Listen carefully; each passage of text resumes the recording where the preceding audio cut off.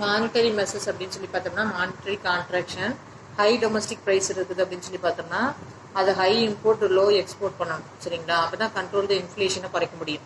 So monetary authority அப்படிங்கிறது பார்த்தீங்கன்னா ஒரு கிரெடிட் வந்து கண்ட்ரோல் த கிரெடிட் ஃபெசிலிட்டிஸையும் கிரெடிட் பண்ணணும், குறைக்கணும். அதே மாதிரி ப்ரைஸ் வந்து பார்த்தீங்கன்னா டவுன் ஆகாமல் பார்த்துக்கணும், எக்ஸ்போர்ட்டை இன்க்ரீஸ் பண்ணணும். Help to the correct advantages. Balance of பேமெண்ட்டுங்கிறது பார்த்தீங்கன்னா கிரெடிட் கண்ட்ரோல் கம்மி பண்ணி கண்ட்ரோல் பண்ணி இன்வெஸ்ட்மெண்ட் அதிகப்படுத்தணும். இன்வெஸ்ட்மெண்ட் இது will decline, productivity will go down. So down ஆகாமல் பார்த்துக்கணும். So price will be increase பண்ணணும். So cost of confuse the between government RBI India is 2010 இந்த மாதிரியான ரூல்ஸ் அண்ட் ரெகுலேஷனை மானிட்டரி கான்ட்ராக்டில் கொண்டு வந்தாங்க. அதேமாதிரி டிவால்யூஷன் அப்படின்னு சொல்லி பார்த்தோம்னா டெலிபரேட் ரெடியூசிங் த அஃபீஷியல் ரேட்டை ரெடியூஸ் பண்ணுறது, டொமஸ்டிக் கரன்சியை அதிகப்பட்டு எக்ஸ்சேஞ்ச் பண்ணுறது, அனதர் கரன்சியை மாற்றுறது.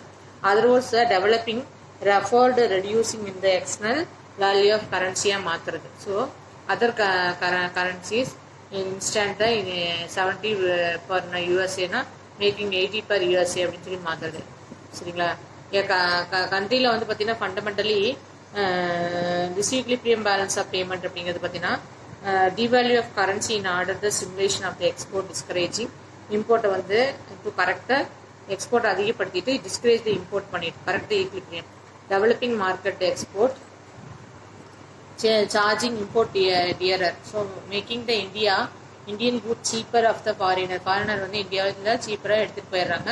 And foreign goods costlier of the இந்தியாவில் ஃபாரின் குட்ஸ் வந்து காஸ்ட்லியராக தெரியுது, இந்தியன் குட்ஸ் வந்து சீப்பராக தெரியுது. எக்ஸ்சேஞ்ச் கண்ட்ரோல் அப்படின்னா எக்ஸ்சேஞ்ச் கண்ட்ரோல் அப்படிங்கிறது பார்த்தீங்கன்னா இன்டர்வென்ஷனலி ஃபாரெக்ஸ் மார்க்கெட்ஸ் அப்படிங்கலாம். It is the popular method of employment inflation of the balance of payment cost in the country.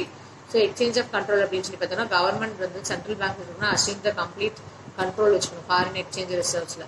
Earning the country the discipline foreign எக்ஸ்சேஞ்சுங்களாங்க. Exporter are required the surrender the foreign exchange to the government. So exporter வந்து government எல்லாத்தையும் surrender பண்ணிடணும். Central bank of the exchange of the domestic currency. So it is the control of the over the foreign எக்ஸ்சேஞ்சை control பண்ணுது. So government is control the import does happen the இந்தியாவில் இம்போர்ட்டை control பண்ணுது. Too much of the import control limit more and more simulating goods smuggling goods. So smuggling gold India வந்து ஏர்போர்ட்டில் regularly happen as the further reporting of த மீடியாவில் இனிமேல் பார்த்துட்ருக்கோம். கோல்டில் வந்து கடக்கிற மாதிரி ஸ்மக்லிங் ஆகுதுன்னு சொல்லி பார்த்துட்ருக்கோம். அது ட்ரேட் மினிஸ்டரில் export promotion, import control. Export வந்து நம்ம என்ன என்கரேஜ் பண்ணுறோம், ரெடியூசிங் அபாலிஷ் த எக்ஸ்போர்ட் டியூட்டியை குறைக்கிறது, providing export subsidy, encouraging export productions, given the monetary facilities, fiscal institution incentives இதெல்லாமே பண்ணுறோம். இதே இம்போர்ட் கண்ட்ரோல் அப்படிங்கிறப்ப நிறைய இம்போர்ட் டியூட்டியை அதிகப்படுத்துறது, ரெஸ்ட்ரிக்ஷன் நிறைய கொடுக்குறது, லைசன்ஸ் வந்து கொடுக்குறதுல நிறைய ரூல்ஸ் அண்ட் ரெகுலேஷன்ஸ் கொடுக்குறது. இது மூலிமா இம்போர்ட் நம்மளால என்ன பண்ண முடியுதுங்க, குறைக்க முடியுது. மிஸ்லேனியஸ் மெசர்ஸ் அப்படின்னு சொல்லி பார்த்தோம்னா அடிஷனல் மெசர்ஸ்ன்னு சொல்லி சொல்கிறாங்க. அது numbers of the other measures help to the market balance of பேமெண்ட்டை கொண்டு வரதுக்காக ஃபாரின் லோன்ஸ் கொடுக்குறது, என்கரேஜிங் ஃபாரின் இன்வெஸ்ட்மெண்ட் இந்த ஹோம் கண்ட்ரியில் என்கரேஜ் பண்ணுறது, developing tourism attracting foreign tourist and providing incentives enhance remittance and import substitutions நிறைய கொடுக்குறாங்க. Exchange rate அப்படின்னு சொல்லி பார்த்தோம்னா meaning of foreign exchange. So அதை ஃபாரெக்ஸ்ன்னு சொல்லுவாங்க. ஸோ ஃபாரெக்ஸ் அப்படின்னா ஃபாரின் கரன்சி அப்படின்னு சொல்கிறாங்க. measuring the payment of difference between the countries having different currency இருக்குது அப்படின்னு சொல்லி ஃபாரெக்ஸ் சிஸ்டம் மூலிமா converted the payment rules and regulations, payment and institutional facilities such payment. அதாவது definitions of ஃபாரெக்ஸ் அப்படிங்கிறது பார்த்தீங்கன்னா ப்ராசஸ் ஆஃப் கன்வெர்ட்டிங் நேஷனல் கரன்சியை மாற்றுறது, another கரன்சியை மாற்றுறது, transaction of money from the country to another, அதுதான் ஃபாரெக்ஸ் அப்படிங்கிறாங்க. ரேட் ஆஃப் எக்ஸ்சேஞ்ச் அப்படின்னா exchange market carrying to the exchange rates, the exchange value of the domestic கரன்சிலேருந்து எக்ஸ்சேஞ்ச் பண்ணிக்கிறது மற்ற கரன்சிக்கு எக்ஸ்சேஞ்ச் பண்ணுறப்ப exchange rate will be define as the ப்ரைஸை மாற்றுறது. ஹோம் கண்ட்ரி 75 இருக்குது அப்படின்னா இந்த ஃபாரின் கரன்சியில் says the $1 USA dollar can be part of the 2 ways. So on the way on the 1 units of the foreign money 1 USD அப்படின்னா so many units of the domestic currency மாற்றுறது. So the certain numbers of the units of the foreign currency 1 units of domestic money 1 ரூபாயாக மாறும்.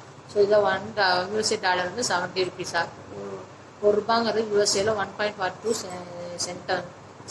Cents அப்படிங்கிறாங்க. So இதுதான் நம்மளுடைய கரன்சிஸோட exchange. Definitions of equilibrium of exchange rate அப்படின்னா equilibrium exchange ரேட்டுங்கிறது rate which is over the certain period of the டைமில் வந்து ஒரு சர்டன் ரேட் இருக்கும். பேலன்ஸ் ஆஃப் பேமெண்ட் இன் ஈக்லிபிரியம்ல இது பேலன்ஸ் ஆஃப் பேமெண்ட் உடைய ஈக்லிபிரியம் அப்படின்னு சொல்லி சொல்றோம். சரிங்களா? நெக்ஸ்ட் வந்து பார்த்தோம் அப்படின்னா determinations of equilibrium exchange rate. அதாவது equilibrium rate is the exchange determining the foreign exchange market in the according with the general theory of value. Instant the factors forex demand of the supply, rate of the exchange determining the demand foreign exchange of supply. அதாவது இது quantities of foreign exchange dollars, இது dollars. So எந்த மாதிரி நம்ம exchange பண்ணிக்கிறோம், அதோட value வந்து எந்த அளவுக்கு இருக்குது அப்படிங்கிறது அந்த டயக்ராம் சொல்கிறாங்க. எபோத் டயக்ராம் ஒய் ஆக்சிஸ்ங்கிறது represent exchange rate, value of rupees of term of dollar. X axis அப்படிங்கிறது டிமாண்ட் அண்ட் சப்ளை நம்மளுக்கு குறிக்குது. சரிங்களா? Forex. So point of equilibrium of DD அப்படிங்கிறது டிமாண்ட், அதாவது DD increasing on SS exchanging rate, இது exchange demand. எஸ்எஸ்ங்கிறதும் டிடியும் நம்மளுக்கு பாயிண்ட் அவுட் பண்ணுது. ஸோ நெக்ஸ்ட் வந்து பார்த்தீங்க அப்படின்னு சொல்லி பார்த்தோம் அப்படின்னா type of exchanging rate of system. Bradley அப்படிங்கிறவர் வந்து 2 மேஜர் சிஸ்டமேட்டிக் வச்சிருக்காரு. Fixed exchange rate of system and flexible அப்படின்னு சொல்லிட்டு எக்ஸ்சேஞ்ச் ரேட் ஆஃப் சிஸ்டம் சொல்லிட்டு மெயினிங் ஃப்ளோட்டிங் எக்ஸ்சேஞ்ச் ரேட் அப்படின்னு சொல்லி சிஸ்டம்னு சொல்லி சம் கண்ட்ரீஸில் லைக் இந்தியாவிலாம் இருக்குது ஃப்ளோட்டிங் அப்படின்னு சொல்லிட்டு. சரிங்களா?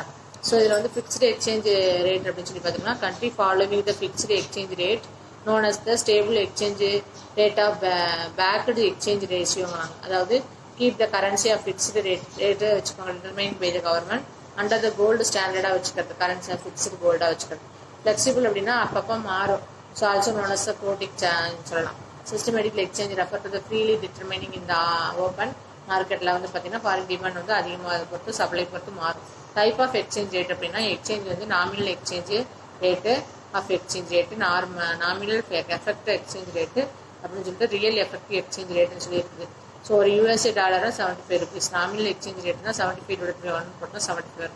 This is bilateral national exchange ரேட்டுமாங்க. ஸோ ரியல் எக்ஸ்சேஞ்ச் ரேட்னா EP1/P. Pனா ப்ரைஸ் லெவல் ஆஃப் இந்தியா, P1னா price level of abroad. So ஈனா nominal exchange. If pen cost வந்து 50 அப்படின்னா இந்தியாவில் என்ன காஸ்ட் ஆஃப் 5 யூஎஸ்ஏல. சரிங்களா? அப்போ 75 × 5 போட்டு 50 போட்டோம்னா 7.5ல ரியல் எக்ஸ்சேஞ்ச் ரேட்டாக மாற்றிடுவாங்க. சரிங்களா? So the real exchange rate equilibrium is the 2:1. The currency at the purchase power is பார்ட்லியாக மாறிடும். So the price is pen is யூஎஸ்ஏல வந்து 0.6 யூஎஸ்ஏ அப்படின்னா த ரியல் எக்ஸ்சேஞ்ச் அப்படின்னு சொல்லி பார்க்குறப்ப அது வந்து நமக்கு 50 rupees வரும். இந்த ஃபார்முலா யூஸ் பண்ணுவாங்க. சரி, த USD India rupee is the purchasing power is party. So NEER not explained here. Interested students, teachers and teachers can search நிறைய சர்ச் பண்ணி பார்த்தோம்னா அங்கே இருக்கிற ரேட்டுக்கும் இங்கே இருக்கிற ரேட்டுக்கும் எவ்வளோ டிஃப்ரென்ஸ் இருக்குன்னு சொல்லிட்டு நம்ம நிறைய எக்ஸாம்பிள்ஸ் எடுத்து பார்க்கலாம் அப்படின்னு சொல்லி சொல்கிறாங்க. Determinations of exchange rate. So exchange rate is determining by the numbering numerical factors theory related to the trade relationship between two countries. இதில் நிறைய இருக்குது. Difference in inflation, difference in interest, current account deflection, public dept, term dept, political economical and ரெசிசிங் speculation நிறைய இருக்குது. So அதை பற்றி நம்ம என்ன பண்ண போகிறோம் இப்போ பார்க்க போகிறோம். So defecting of inflation. Inflation is the exchange rate of the inventory relating a country with the consistent lower inflation rate of exhibition rising the currency value, the purchasing powers of the increasing relating to the other currency. This is the difference of the interest rate அப்படின்னு சொல்லி பார்த்தோம்னா higher the degree of correlation between the interest rate, inflation exchanging rate. அதாவது central பேங்க்ல வந்து பார்த்தீங்கன்னா inflation over both the inflation and exchange rate by the manipulating interest rates. So higher interest rate வந்து foreign capital cost exchange rate of price ஆகுது vice versa. Current account deflecting அப்படின்னு சொன்னால் defecting of the current account implies excess payment of the overrides to the country versus the borrowing capital from the foreign sources of the makeup. So difficulties excess demand of foreign currency, lower the currency exchange rate ன்னு சொல்லி currency account சொல்கிறாங்க. Public டெப்ட் அப்படின்னா large public டெப்ட் இருக்காங்க அப்படின்னு சொல்லி பார்த்தோம்னா foreign investment இருக்குது அப்படிங்கிறப்ப lead to the inflation.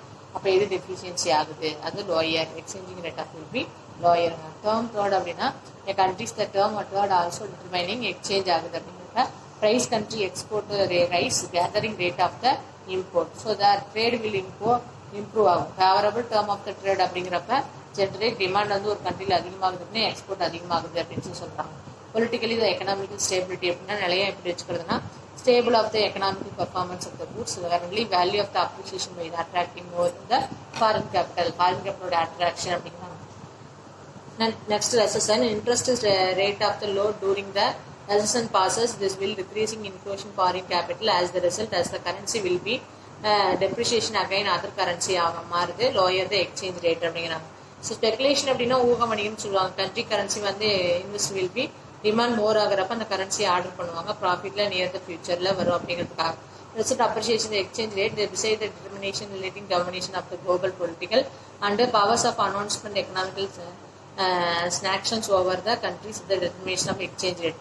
Exchange rate அதிகமாகிறப்ப அதை பதுக்கி வச்சுட்டு அதுக்கப்புறம் அதை வந்து இது பண்ணுறப்ப கொண்டு வருவோம். Did you understand for this concept, ma?